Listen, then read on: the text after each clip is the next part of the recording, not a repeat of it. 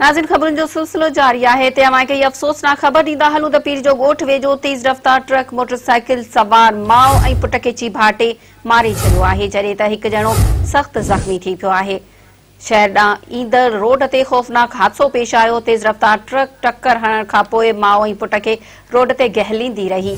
दर्दनाक हादसे जे नतीजे में कविता ऐं संदसि पुट वनेश कुमार थॾे ते ई चीभाटिजी फोत थी विया।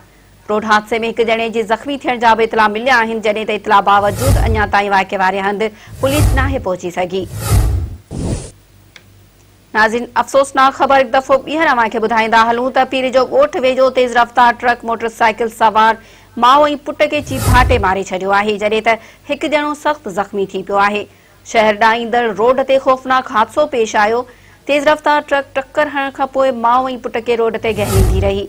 दर्दनाक हादसे जे नतीजे में कविता ऐं संदसि पुट वनेश कुमार थॾे ते ई चीभाटिजी फोत थी विया।